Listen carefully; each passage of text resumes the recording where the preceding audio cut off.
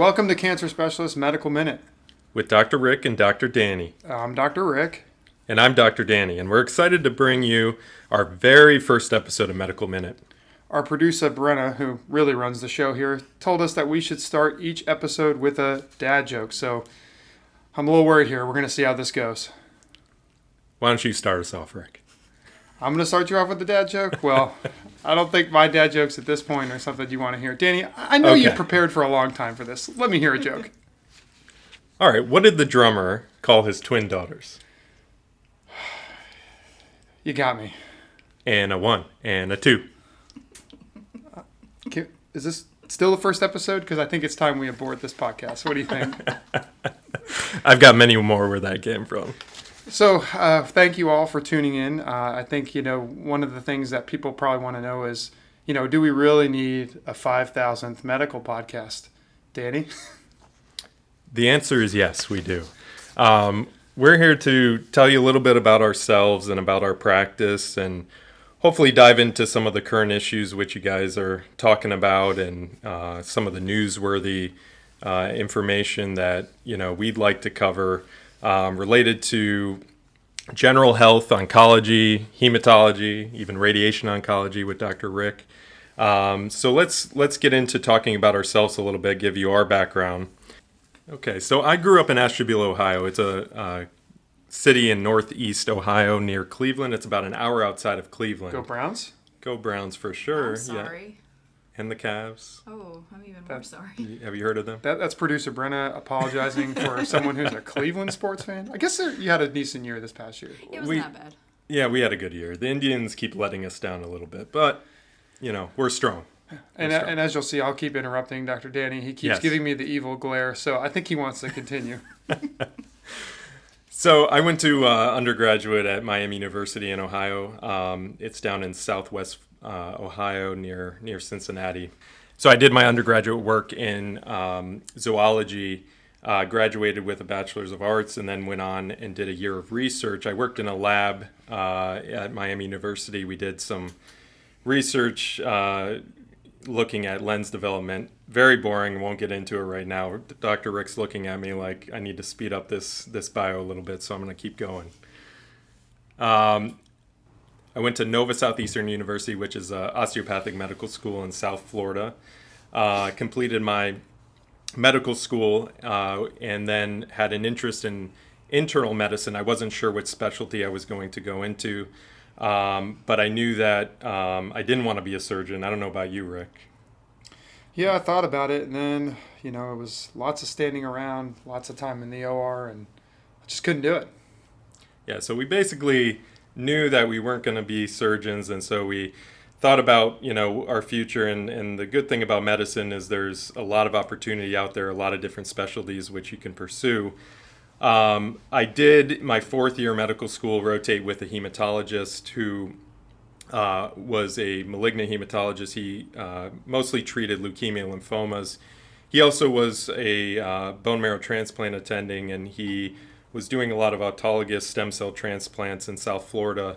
And that's what really piqued my interest in hematology to start with, was rotating with him, learning about the patients, seeing, both good and bad outcomes. And I think, in the field of hematology, medical oncology, we see a lot of good and we see, some very bad cases. And I think it's the good that keeps us going and good that, really drives us each day to help patients out. And so I'll stop there. Rick, what kind of piqued your interest in radiation oncology, and did you ever have an interest in medical oncology and not just radiation?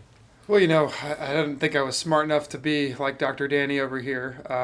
Radiation oncology is a pretty small field in medicine. We're not too big. And I think when most people hear radiation oncology, they either think we're radiologists, which are the kind of doctors that read your scans, or they think, we're playing with nuclear reactors and causing the next Chernobyl, which also we don't do.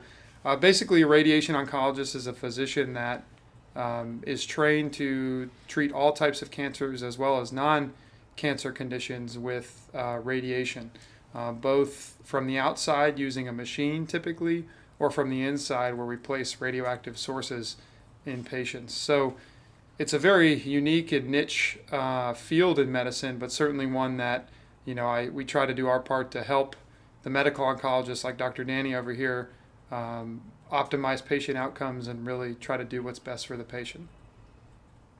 Definitely. So, my interest in hematology, medical oncology led me to apply to some fellowships, and I completed internal medicine residency at Loyola University Medical Center in Chicago, followed by 3 years of hematology and oncology fellowship. So I traveled from Florida up to Chicago, Illinois, stayed there for 6 years, finished my training, and then headed back down south here to Florida. So I'm not originally from Florida, grew up in Ohio, but I did meet my wife down here. Shout out to Hethel. She grew up in Orlando, and I met her in medical school. And so we ended up looking for opportunity down here in Florida, closer to where she grew up. And we found this great opportunity at Cancer Specialists. Met with Dr. Abu Baker, who really was the key figure in recruiting me here and getting me to sign on with the group. I had just a wonderful experience with my first interview day with him and with the group. And we'll talk a little bit more about the practice as we go. But really, he reached out to me when I was in my third year of fellowship. And Cancer Specialists is a unique private practice. We serve most of the Jacksonville and St. John surrounding area. We have they have over 30 years of experience. We have 13 locations, now 33 physicians. And we'll get into some of the specialty services, some of the ancillary services that we offer. But I do want to swing back here to Dr. Rick and have him tell you a little bit about his background, how he became a physician here at Cancer Specialists. And for the listeners out there, that was Dr. Danny's long-winded way of saying he came back to Florida because we all know happy wife, happy life. Definitely true. So I actually grew up in Florida, so I'm one of the rare native Floridians, Florida man, and all that, as the reputation may or may not precede us. Born in South Florida in the Palm Beach area, moved actually up to the Jacksonville area when I was in middle school, went to middle school and high school here locally, and then traveled not too far to the University of Florida in Gainesville for both undergraduate and medical school. So go Gators, obviously. I mean, I think that's pretty clear. This is who we should be rooting for at all times. And, I think it was a great experience to be in one place in a college town like that, to really have a lot of fun, probably too much fun, but also learn a lot and get great education. And I think to answer Dr. Danny's earlier point of what drew me to radiation oncology, some of the mentors and folks at the University of Florida, it's one of the most famous and historical radiation departments ever. And so there's a lot of just big name people who not only are awesome clinicians and academicians, but good people. And I just saw how happy they were and how happy everyone there was. And it seemed like the right specialty for me to basically treat patients who have cancer, have real problems, have issues that, I feel like I can help address, play with cool toys and technology, and really, have a fulfilling career and enjoy it. And then after graduating medical school, I did my training as a medical intern and radiation oncology at Emory University in Atlanta at the Winship Cancer Institute up there. So I did leave the state once. They let me cross state lines. Surprised by that, to be frank. Was there for my training, had a great time there, lots of great mentors, and obviously learned quite a bit. And then when the opportunity came to join Cancer Specialists, it really was one of those, I had to pinch myself. I couldn't believe the opportunity was real to be able to come back to my hometown, work with such an amazing group of people, not only the doctors, but the entire staff, the entire team here truly is, it's unbelievable. And everyone is just so great and nice. Even producer Brenna, who's telling me to wrap this up, we like her, right, Dr. Danny? Agreed. I think, yeah. Okay. We love producer Brenna. Okay, So good. kind, Definitely, so kind, definitely. so kind. And I wasn't aware they let Gators in Georgia, but I guess Yeah, they- it was. I guess There was a lot of paperwork that needed to be done at the border, but No, it just seemed like a great opportunity. And then my wife and I are high school sweethearts, and we both went to the University of Florida. So for her, of course, the opportunity to be back closer to home was a no-brainer. So yeah, really is amazing. And like Dr. Danny said, we'll get into some of the different services we offer here. But I think, at least I can speak for myself. I'm just very blessed and very happy to be a part of such an amazing team. Definitely. So, growing up, I just want to talk a little bit more about upbringings. My father was a physician's assistant, and he was probably one of the first figures in telling me and teaching me about medicine, teaching me about kind of the positives about going into a career in medicine, whether that's being a physician, physician's assistant, nurse. My mom was a visiting nurse, so that was my background. So I always had kind of a push and a drive to do something in medicine, whether that was a physician or some other field of medicine. So, Dr. Rick, did you have that same push in your family? I didn't have a push. My mom was an elementary school teacher. My dad was a physician. We call him a physician in name only, though. He's internal medicine trained and worked for a few years after graduation, but then he's been in the business world of medicine, which is by the day becoming a bigger and bigger part of things. So he never really pushed me one way or the other, but I always ended up, when I would go through different courses and explore what I wanted to do with my life, it kept coming back to something in medicine. I really, despite how this podcast may sound, like talking to people and enjoy, getting to know people and really learn their stories, and then doing things that you have some of the knowledge with to try to help them through it. So I think it's definitely a blessing of a career, and something I think that we both are. I know Dr. Danny feels this way too. Both just, it's really one of those, you take a trusted role in somebody's life, and that's something that I think is just not many things out there you can do that. Definitely. Well, let's get into some of the details of our company here. So, again, we serve most of North Florida. So, that spans all the way down to the Palm Coast area, up to just North Jacksonville near the airport. We have 13 locations, 33 physicians. We have a dedicated specialty pharmacy, which supplies our patients with all kinds of prescription medications, including the chemotherapies, the immunotherapies, the targeted therapies that we use in medical oncology and hematology. We also have a great team that's in charge of Patient Assistance Foundation, including social workers who really support each and every one of our clinics. Going into the some of the other ancillary services, Dr. Rick, could you tell us a little bit about the imaging capabilities at our centers and kind of what patients have to look forward to if they do imaging through our centers? Yeah, so Dr. Danny kind of alluded to it. We aim to try to be a one-stop shop for the vast majority of cancer services that a patient may need, because as you might expect, when someone has a diagnosis of cancer, the last thing they want to be worried about is traveling halfway across God's green earth to get different tests done. And so part of what we have here as part of our toolkit, if you will, is CT scans, MRIs, which use magnets to look at the body parts and look at different cancers, PET scans, which involves basically radioactive sugar and other molecules that travel around your entire body and light up where the cancer is. And so those are the three main imaging tools we have, and we offer those at pretty much every single one of our locations. So it allows us, especially from the radiation side as well, to really just tell the patients, come here, we'll take care of everything. You don't have to stress about going to hospital A, crossing the bridge if you live on one side or the other. Growing up in Jacksonville, the saying used to be, I don't want to cross the ditch. I don't want to cross this bridge. Mm-hmm. I don't want to do it. So, we're able to provide that really comprehensive care in your backyard. And I think that, really, I think is the kind of the overarching mission of this group. Yeah, and I think that's where the mobile units really benefit our patients and the group is that, I work at our Beaches office.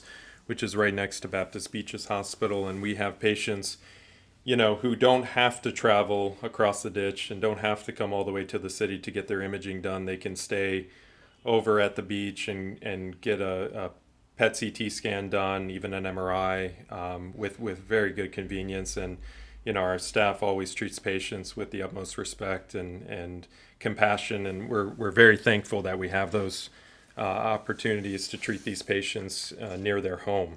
I think, too, and I'm sure Dr. Danny would agree, we both grew up playing team sports, and so we realized that, even though as the doctors we're sort of this quote-unquote figurehead, but in reality, we do part of the work, but it really is the team behind us and the team of the group that is really what's important and really is what gets the job done. And so to that effect, we have social workers in-house, dietitians, nutritionists in-house, nurse navigators in-house, really so that, again, you walk in the door, it's a very scary time, you may or may not know what's going to happen next, but we're here to kind of walk you through, and we have all the resources there to help you, and that doesn't require you having to go too far. So I think it's just, obviously we're a little biased, of course, but we feel like we really do a good job of trying to serve our community.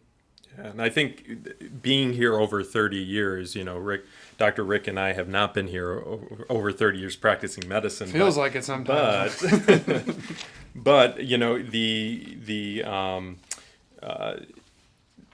our physicians in the group who have been in the area longer practicing medicine have established relationships with all the physicians around the surrounding city and beach and out west and even down south towards Palm Coast. And we've really been able to establish good connections with our surgical colleagues, radiologists, our interventional specialists, our interventional radiologists, and really have great connections that, if there's a service that our company, our group cannot offer patients, we know where to go and where to send patients for the best care possible.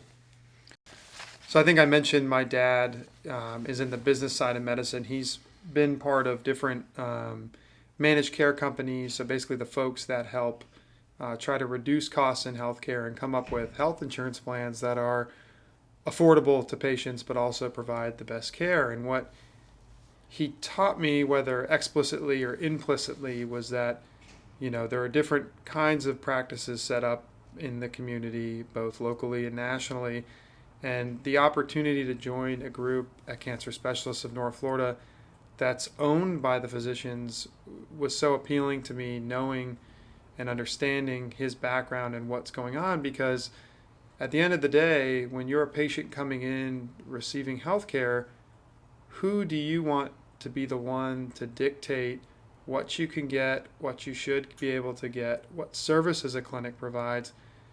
In my humble opinion, it should be your physician or whoever is part of your healthcare team, not someone who necessarily is always looking at numbers and bottom line and may or may not have that best interest at heart like the clinician would. And so that truly also, I think, is not often talked about. It's a little touchy depending on how you say it, but I think it's something that really I think should be mentioned more just in general, is who's really the ones making the decision. Definitely, Rick. I think that's a great point. I think, we pride ourselves here at Cancer Specialists because we're able to provide services to patients at a reduced cost compared to going into the hospital for similar, services such as MRI scans, CT scans. If a patient needs a bone marrow biopsy, we can do those in the office very easily. And so patients don't feel that they need to check into a hospital, get some of these imaging modalities done or even procedures. And we definitely think that we're providing services, and a lot of the time these services are at a lower cost. Absolutely. One of the other things that's unique about our, practice here, Danny, and I get the pleasure of seeing it when I go to our Fleming Island office every week, is, we're training some of the next generation of hematologists, oncologists.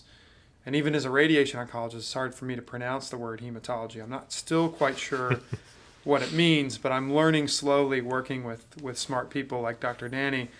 But it's very interesting. I mean, what are your thoughts, Danny, the fact that we have this fellowship program?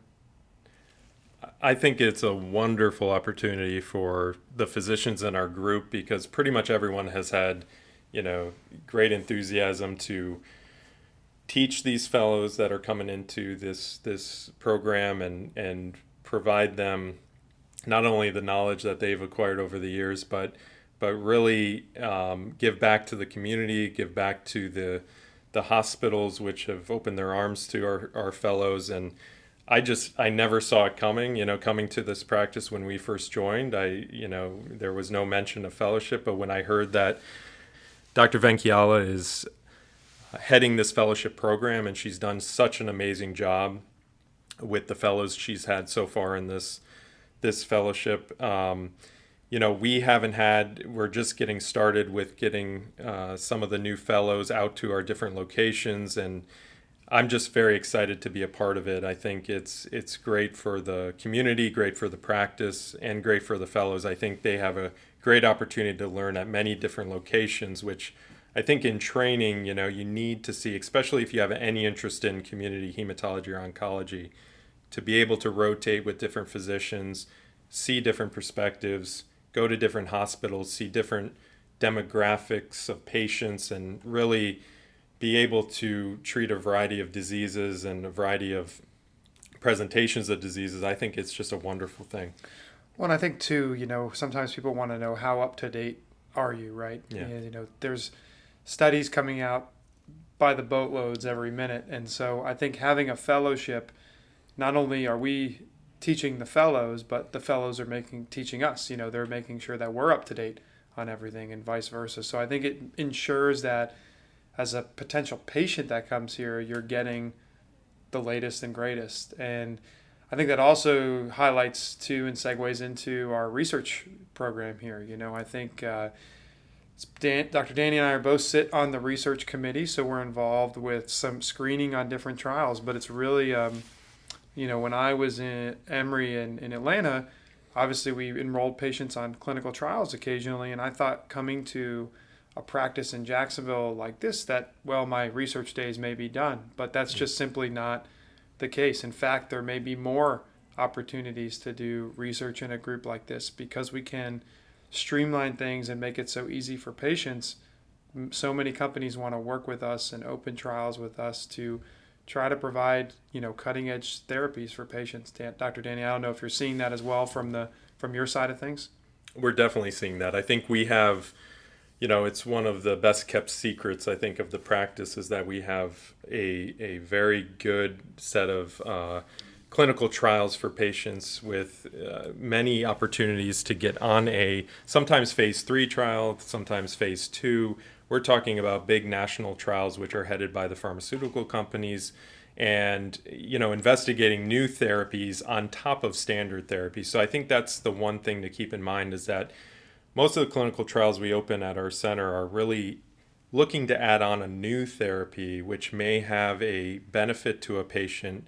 And we're not taking away, standard treatments. We're trying to make that standard treatment even better than it is. And so I think having the opportunity to have, all these big pharmaceutical companies come to us and offer their clinical trials to open at our sites. And that's the other great opportunity is that we have so many sites and these trials are oftentimes able to be opened up at multiple sites where it gives opportunity for patients to come to different practices. You don't have to travel far to get on one of these trials. And we have such a good team of support staff in our research department. Everyone's actively screening patients, and really when we have a patient who we identify who might be a candidate to get on trial, they come into our practice and we're able to talk to them that day about the trial details, whether they may be a candidate to enroll. Obviously, there's an informed consent process with every clinical trial, but at least providing the patients that information on the day of their visit is extremely crucial and crucial to ongoing research efforts. So I think that brings us, Danny, if you're ready, I don't know. Like I said, there's so many podcasts out there in the medical world and just podcasts in general. I'm pretty sure I opened up my podcast app the other day. Insert whatever app you use here, but maybe we'll get a sponsor one day that I can, really get behind. But I'll work on it. Yeah, thanks, Producer Titleist, Brenna. Yeah. tailor-made, maybe. Taco two. Bell. I don't know. Taco. Yeah, exactly. Producer Brenna's interested in Taco Bell. Chipotle. maybe. Yeah, I was thinking. But kind of what why do this podcast? What's the point of it? I know you talked a little bit at the beginning, but what are your thoughts in terms of what's the plan for the show, if you will? Well, the plan of the show is to give our perspectives and to provide not only patients, family members, other friends with information about key topics that are of interest, newsworthy topics, which are relating to, could be the COVID-19 pandemic, could be a medical oncology, topic, hematology topic, radiation oncology topic, and incorporate some of our colleagues, some of our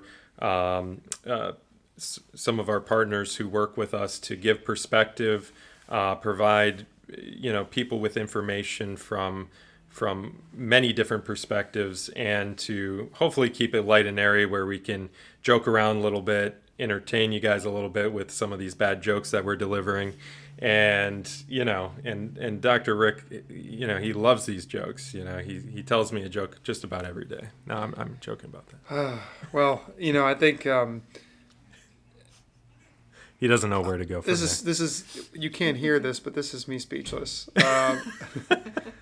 I think not often speechless. I think the the main thing too is we really want to try to bring it to a local flavor, add a local spin on things for the North Florida area, South Georgia area, to really, hopefully, like Dr. Danny said, get you some local, community experts in different topics and different specialties, and really try to give you kind of some up-to-date information that you may be seeing about on national news or reading about on national news, but how does it apply to you in the area? So I think that is also a potential goal of this podcast. But hey, so Dr. Rick, could you tell us a little bit about which locations you work at and which days of the week you're at those locations? Yeah, absolutely. So Mondays and Tuesdays I'm at our South Point office, which is on the corner of AC Skinner and where JTB meets 95.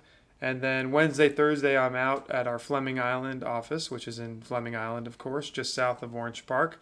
And then Fridays, I'm back to South Point, working my way to the weekend, if you will. Dr. Danny, I used to know where you work, but now I'm having a hard time keeping up with you. Where do you practice these days? So I practice at the Beaches office, which is off of Roberts Drive in Jacksonville Beach. I'm there Monday through Friday, so my schedule couldn't be easier. I think it's not fair you get to work at one location all week. I need to talk to somebody. Producer Brenna, who is involved with that decision making? I think you're just upset because you used to share an office and you miss your friend on Friday. You weren't supposed to tell anyone that. That's very true. That's very true. We were going to get into that maybe in a future episode, but if you really want me to air my grievances now, no, I think we should save it. Thanks so much for joining us on our first episode. We're excited to begin bringing you new content every other Tuesday. And we'd like you, the listener, assuming listeners, maybe there's more than one out there, if you have any suggestions on things we should talk about, questions you'd like us to answer, or just want to say hi to Dr. Danny, no one wants to say hi to me, you can send us an email at medicalminute@csnf.us. And make sure you follow us on social media. Search Cancer Specialists of North Florida on Facebook and _CSNF on Twitter and Instagram.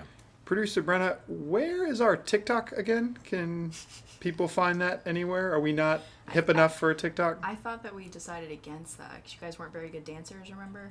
So instead we have to see photos of Dr. Danny in a suit on Instagram? Yes, unfortunately. It's not as exciting, but...